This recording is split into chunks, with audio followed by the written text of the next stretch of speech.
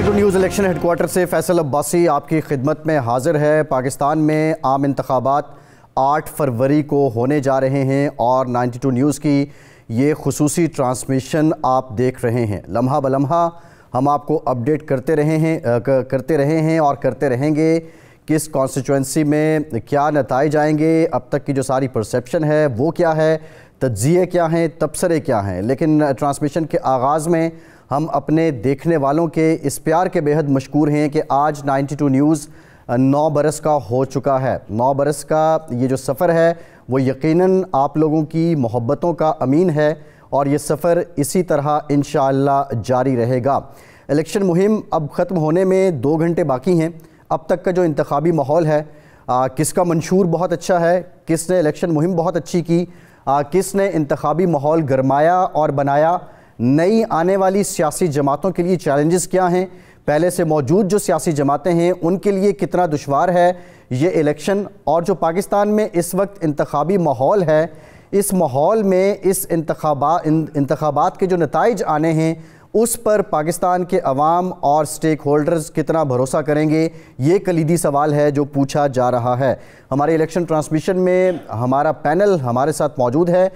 मेरे दाएं जानिब तशरीफ़ फरमा हैं ग्रुप एडिटर 92 न्यूज़ इरशाद अहमद आरिफ साहब। इरशाद साहब बहुत शुक्रिया आपका। ज़मीर हैदर साहब सीनियर एंकर पर्सन 92 न्यूज़, आप भी यहाँ तशरीफ़ फरमा हैं, बहुत शुक्रिया ज़मीर साहब आपका। असदुल्ला खान साहब senior anchor person 92 news, Asad साहब आपका शुक्रिया। बाएं जानिब senior anchor person, senior journalist, senior analyst, आप किसी तारुफ के मोहताज नहीं हैं, आमिर मतीन साहब। आमिर साहब आपका बहुत शुक्रिया। और आमिर साहब के साथ ही तशरीफ़ फरमा है editor 92 news Islamabad, senior journalist, senior analyst Rao Khalid साहब। राव साहब आपका बहुत शुक्रिया। और साथ ही साथ ब्रिगेडियर रिटायर्ड फ़ारूक हमीद साहब, दिफाई एनालिस्ट हैं, बहुत अच्छे इंतखाबी उमूर पे भी तबसरा करते हैं, मुबस्सिर हैं। ब्रिगेडियर साहब बहुत शुक्रिया आपका। और यासीन आज़ाद साहब, साबिक सदर सुप्रीम कोर्ट बार एसोसिएशन, और बिलखुसूस जो कानूनी मामलात हैं उस पर इस ट्रांसमिशन में यासीन साहब से भी हम रहनुमाई लेंगे। यासीन साहब आपका भी शुक्रिया। इरशाद साहब आपसे आगाज़ करेंगे। 2 घंटे बाकी हैं ये इलेक्शन मुहिम ख़त्म होने में। माजी में जो इंतखाबात रहे उसमें बाज़ औक़ात जो इलेक्शंस हैं, जो कैंपेन है, ये कैंपेन जो स्टार्ट होती थी तो काफ़ी 5-6 हफ़्ते लग जाते थे, लेकिन अब की बार ये गर्मा गर्मी बड़ी ताख़ीर से हुई। आप क्या समझते हैं कि ये मुहिम ओवरऑल कैसी रही और इस माहौल को गरमाने में किस जमात को क्रेडिट जाता है? देखें, गरमाया तो खैर किसी ने भी नहीं है, किसी इसलिए क्रेडिट नहीं दिया जा सकता, मगर ठंडा करने में बहुत ज़्यादा हाथ है मुस्लिम लीग का और इलेक्शन कमीशन का, कि इलेक्शन कमीशन ने जो मामलात जिस अंदाज में चलाए उसकी वजह से हर जमात को ये फ़िक्र थी कि अगर मैंने पहले कैंपेन शुरू कर दी और मंशूर ले आया तो पता नहीं क्या नतीजा क्या निकलेगा, आगे हालात क्या होंगे। एक तो ये वजह हुई। दूसरी जो गर्मा गर्मी नहीं हो सकी वो ये है कि जब 2022 में यहाँ हुकूमत तब्दील हुई है तो 1 वर्सेस ऑल हो गया है खेल।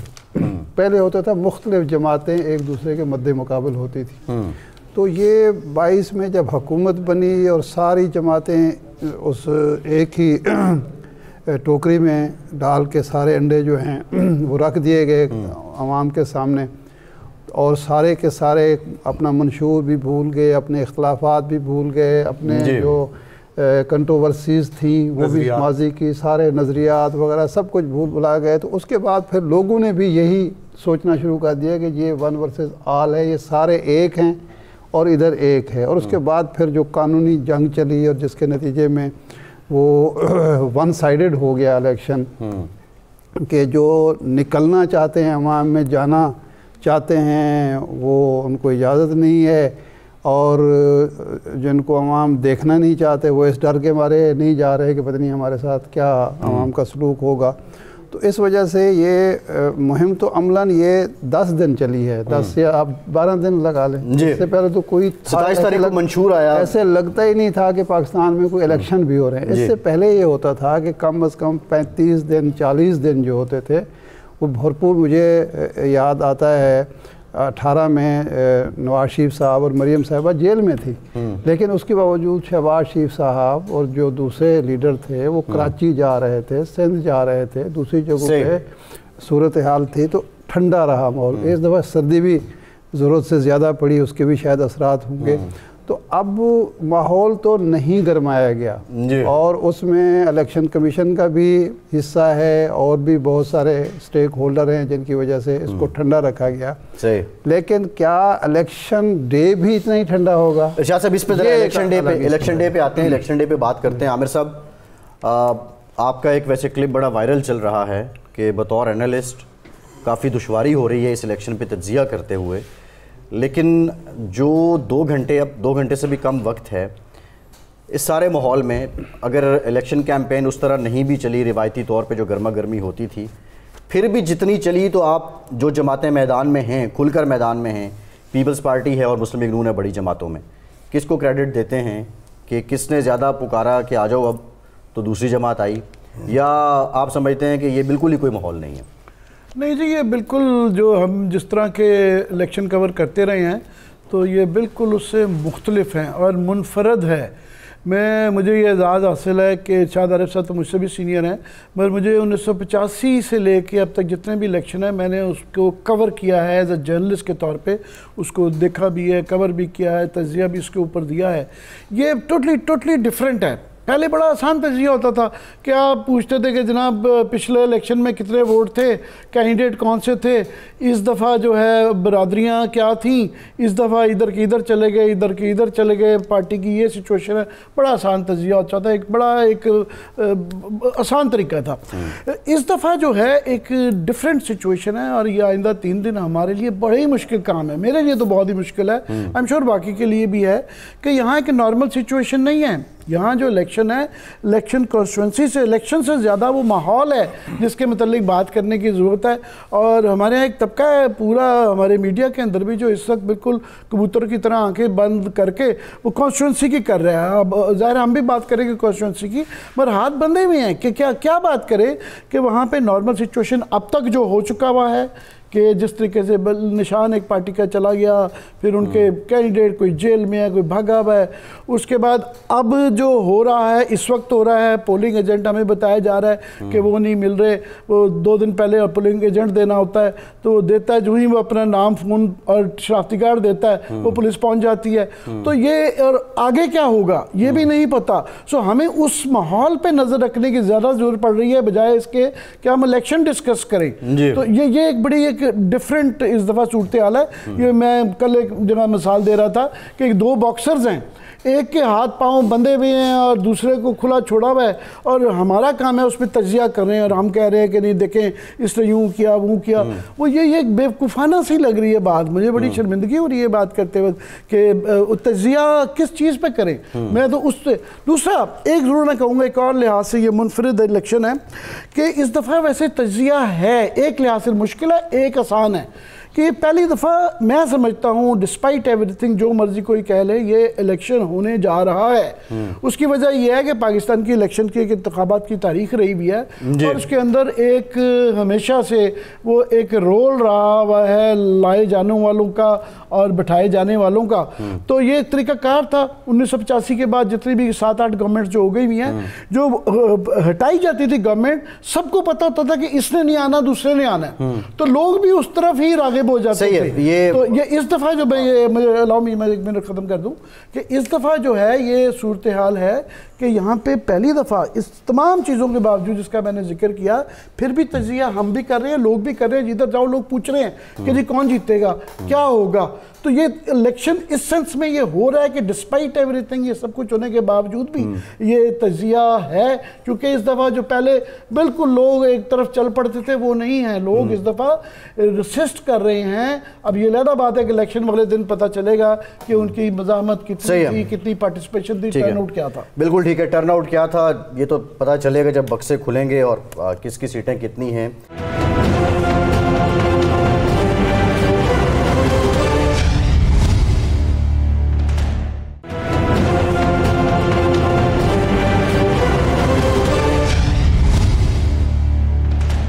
ज़मीर साहब, जो इलेक्शन मुहिम की हम बात कर रहे हैं, अप्रॉक्सीमेटली पीपल्स पार्टी ने 10 निकात पहले दे दिए थे, लेकिन अपना जो मंशूर है उन्होंने मुस्लिम लीग नून के मंशूर के बाद दिया, और 27 जनवरी को गालिबन मुस्लिम लीग नून ने भी अपना मंशूर पेश किया और पीटीआई ने भी जो मंशूर था उनका वो भी 24 घंटों के फ़र्क से ही पेश किया। ये इतना लेट मंशूर आना और जो माहौल इतना बदल चुका है, माजी में शायद मंशूर पे इतने क्वेश्चन नहीं होते होंगे, अगर होते थे तो फ़ौरन उस पर कोई जवाब नहीं दे पाता था, लेकिन किसका मंशूर कितना हकीकी है और मंशूर की बेस पे कोई कितना जमे गफीर कह लें अपने साथ मिला पाया। मंशूर तो ऐसे लगता है कि जैसे हर एक ने ना एक दूसरे का देख कर छापा मारा कि 300 यूनिट वो भी फ्री देगा।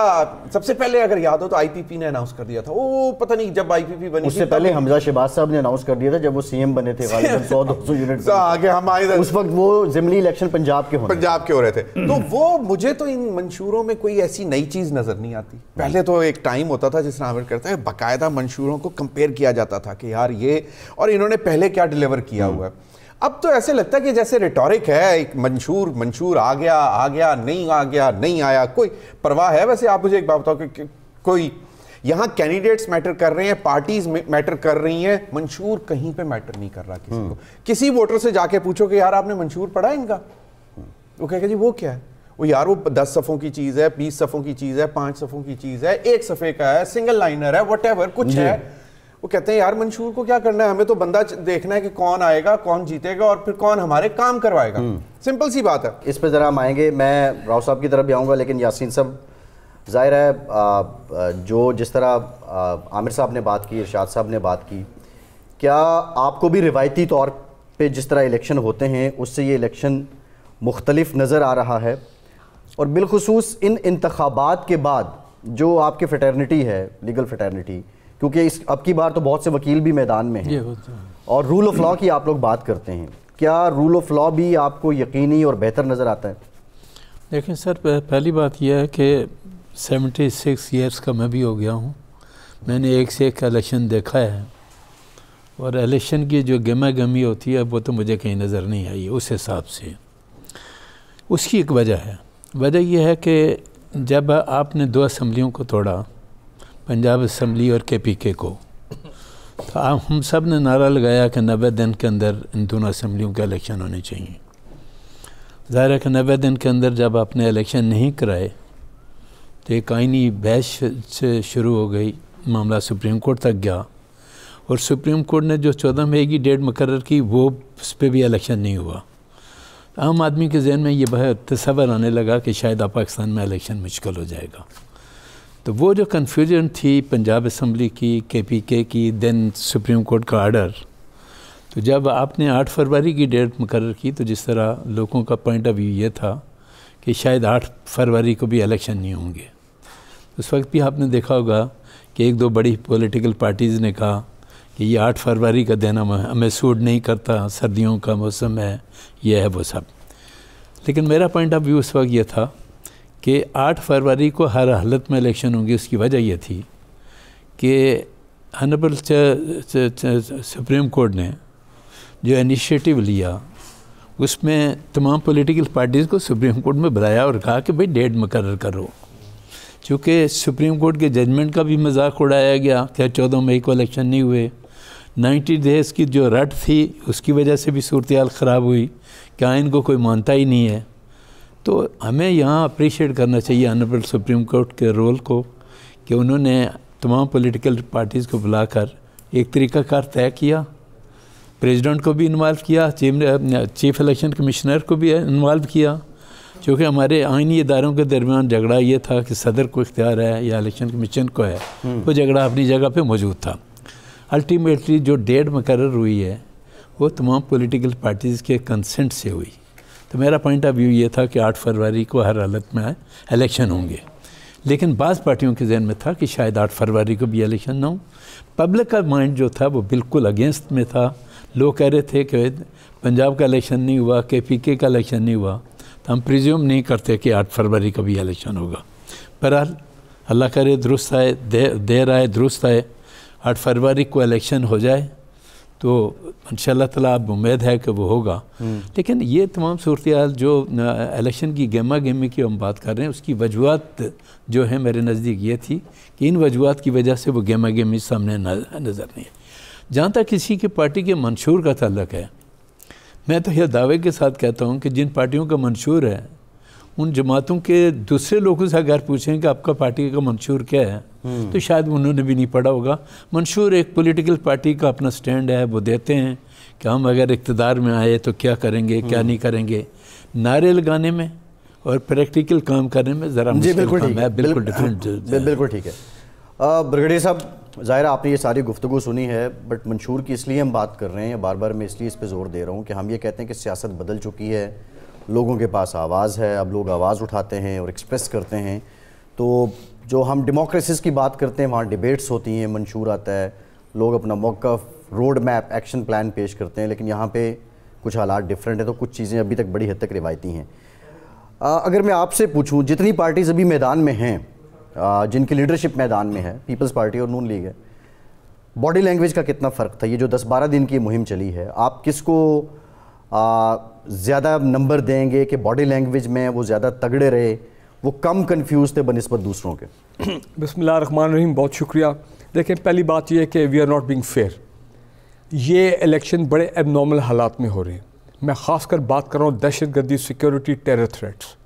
ये आप माने कि हमारे despite very serious security environment, KP में, बलूचिस्तान में हमारी पॉलिटिकल पार्टीज निकली हैं।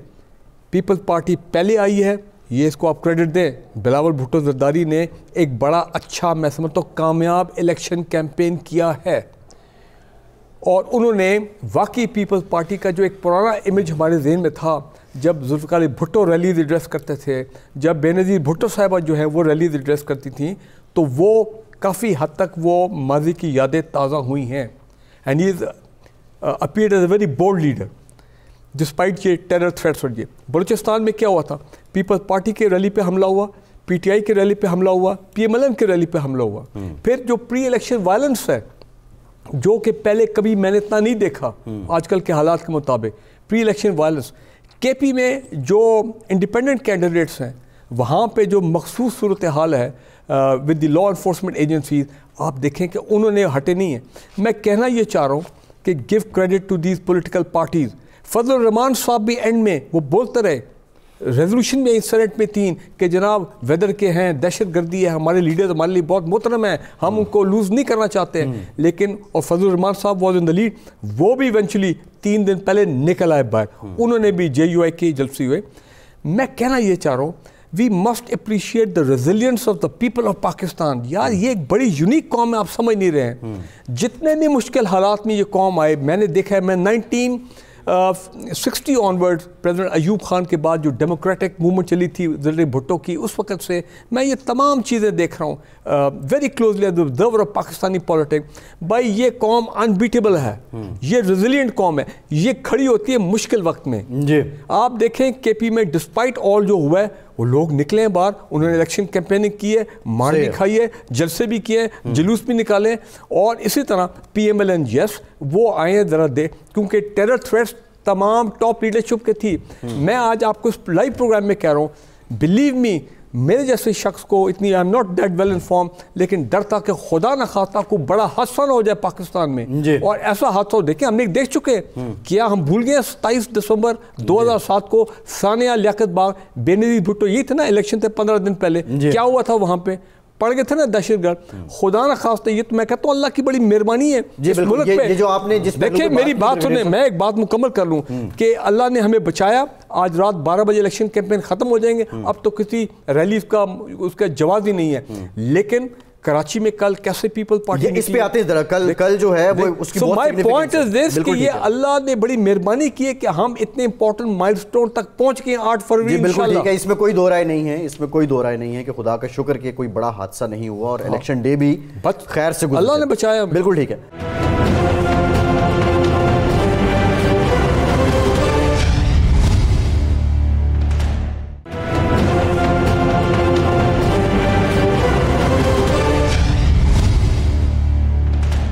राव साहब, जितनी पार्टीज़ हैं मैदान में, हम कैटेगोरिकली बात करेंगे। मौलाना फजल रहमान ने बहुत ज़्यादा बात की थी सिक्योरिटी थ्रेट्स की, फिर वो मौसम की भी बात करते थे। बहरहाल अब इलेक्शन परसों होने जा रहे हैं।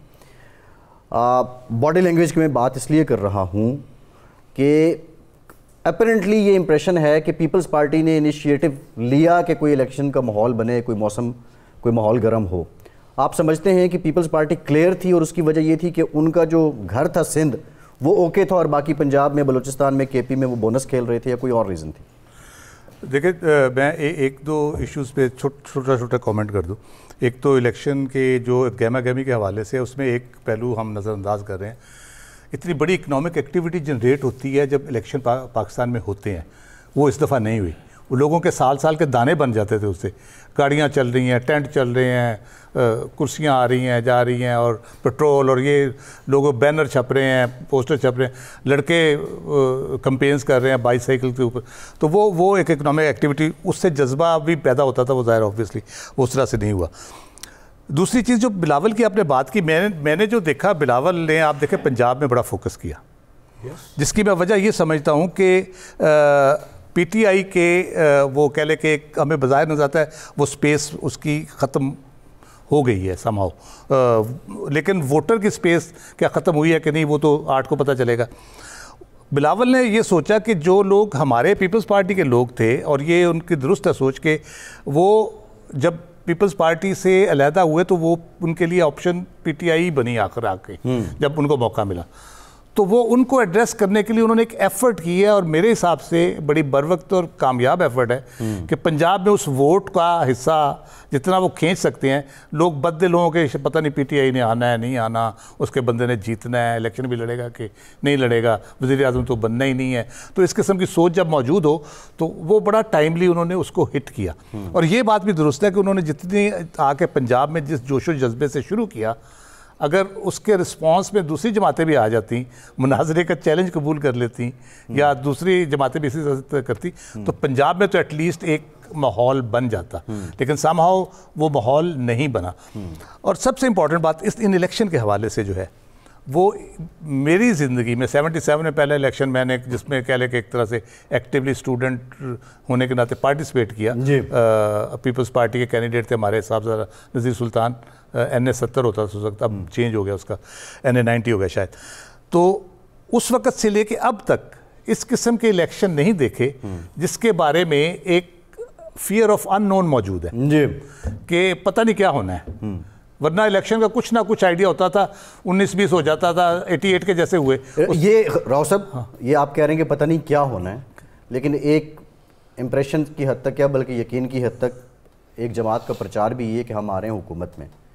अब किसी को अगर शक है तो वो किस बेस पे है? असद साहब, सवाल मैंने ये छोड़ा था कि अगर किसी को शक है कि नवाज शरीफ वज़ीर आज़म नहीं बन रहे, तो उसके पास इस शक की जस्टिफिकेशन क्या है?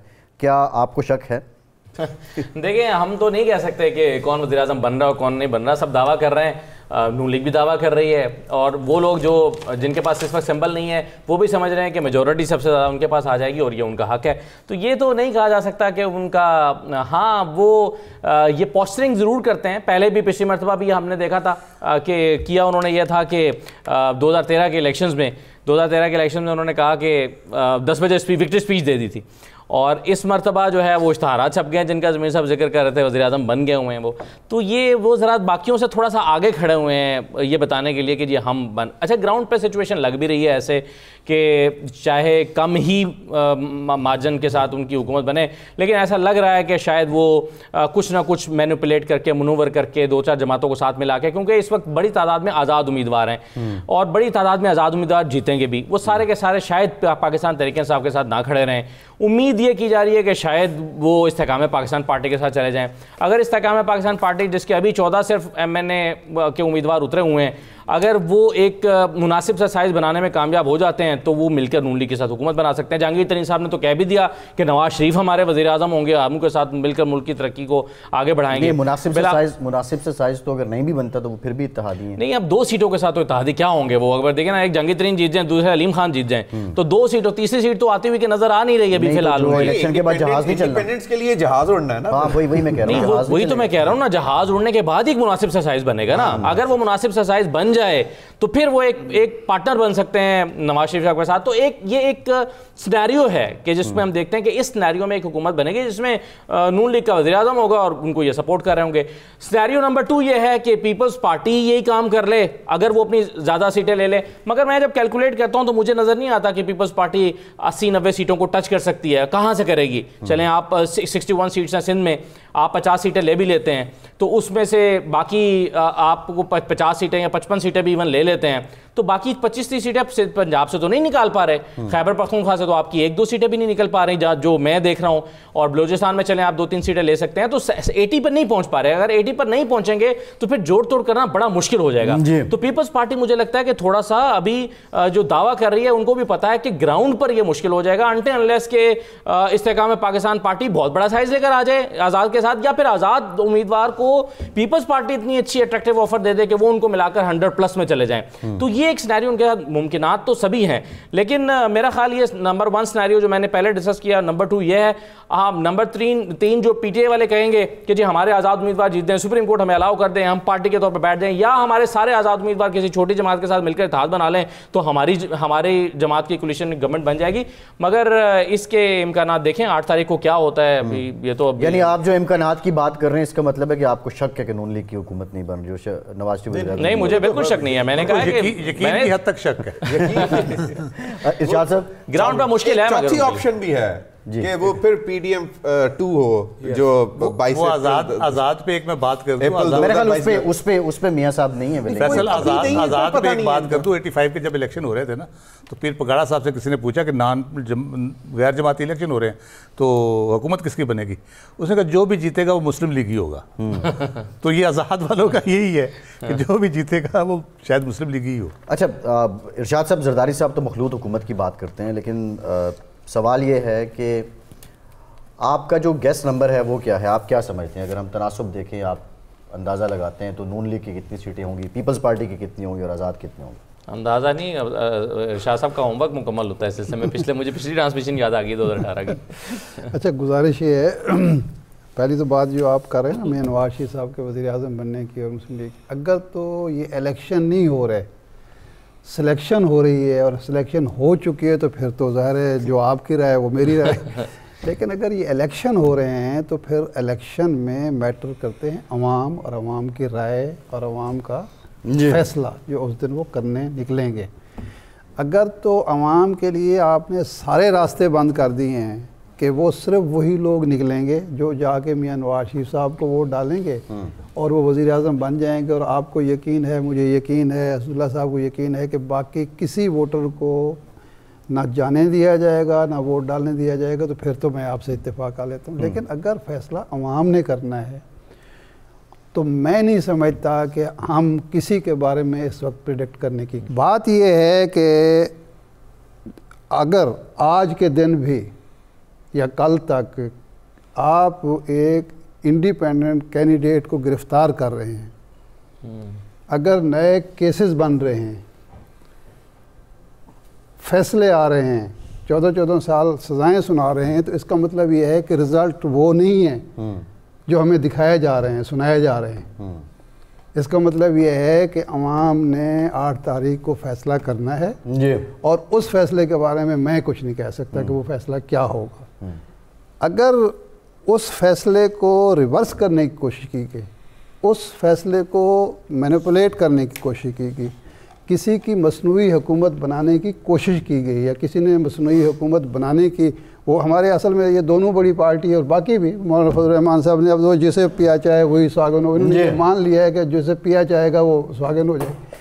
तो उस सूरत में मैं ये नहीं कह रहा कि भाई कोई बड़ी तहरीक खड़ी हो जाएगी, ये हो जाएगा। जो हुकूमत बनेगी वो मलगूबा हुकूमत होगी, उसी तरह की जिस तरह की हुकूमत हम 16 माह ये मुल्क भुगत चुका है, ये अवाम भुगत चुके हैं, ये सिस्टम भुगत चुका है, ये मैशत भुगत चुकी। अगर तो हमने ये करना है तो जी बिस्मिल्लाह सही। लेकिन मेरा ख्याल ये है कि जो बेटर सेंस से प्रिवेल करेगी, अवाम के फैसले, अवाम को फैसला भी करने दिया जाएगा, अवाम के फैसले का एहतराम भी किया जाएगा, और रिजल्ट ये इलेक्शन जो है वाकई एक सरप्राइज इलेक्शन सही है।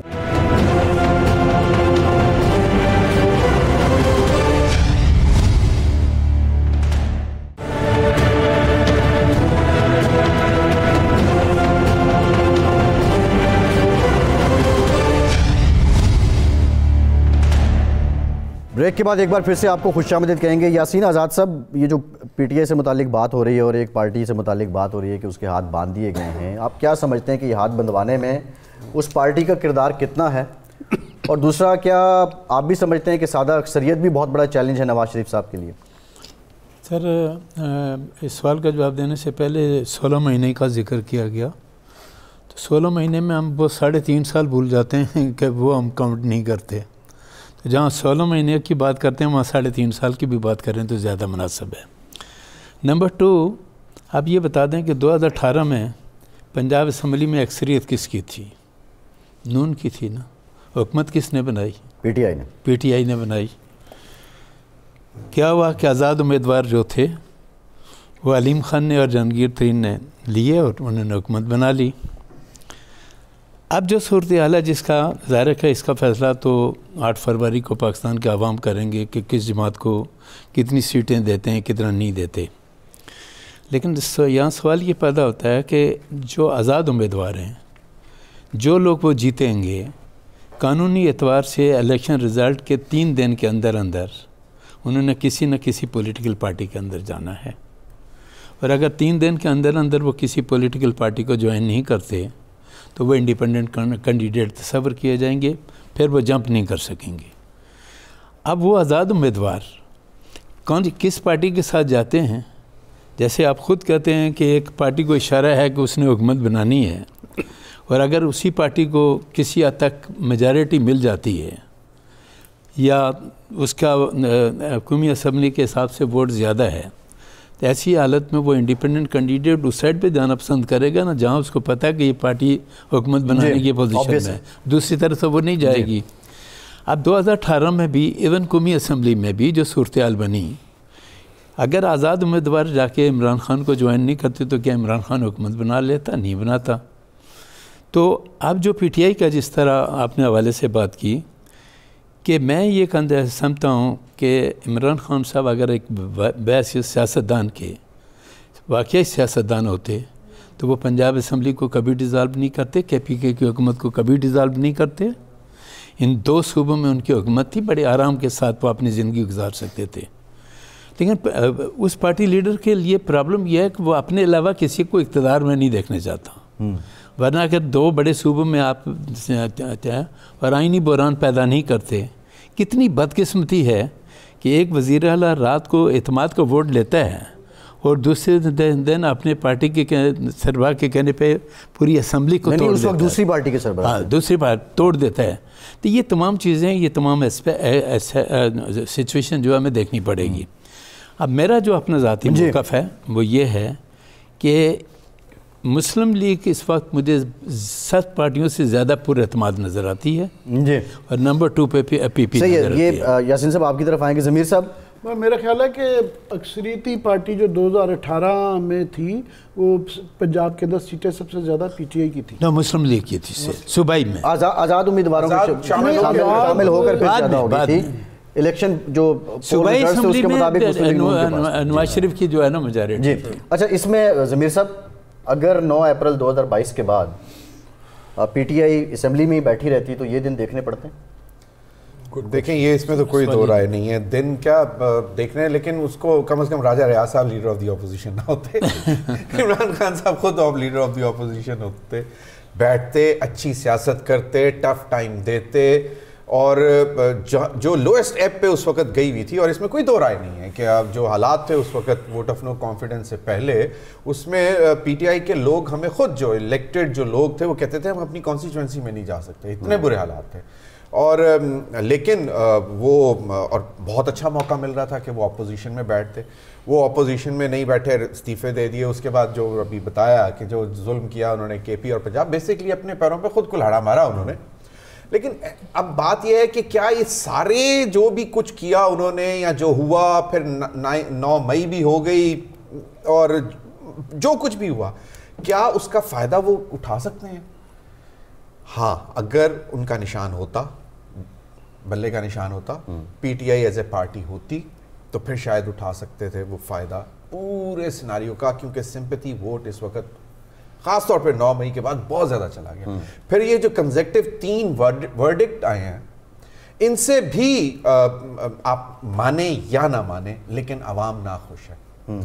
स्पेशली जो लास्ट वर्डिक्ट आया है वो प्रोबेबली लोग ये समझ रहे हैं कि ये मतलब एक इंतहा हो गई जो कभी भी एक्सपेक्ट नहीं किया जा सकता था। तो वो जो है ना इस वक्त उसी तरफ टिल्ट कर गया। जो माइंडसेट है, यानी आप कह रहे हैं इस वजह से टर्नआउट बढ़ेगा। टर्नआउट जो है ना वो अब गुस्से में अब बढ़ेगा। और जो आमिर ने भी बात की थी कि टर्नआउट बेसिकली डिसाइड करेगा और बड़े इंटरेस्टिंग रिजल्ट सामने आएंगे बिकॉज ऑफ द टर्नआउट। और अगर ये टर्नआउट 45-50% तक चला गया, जो कि मुझे नहीं याद पड़ता पहले कभी हुआ है, 56%।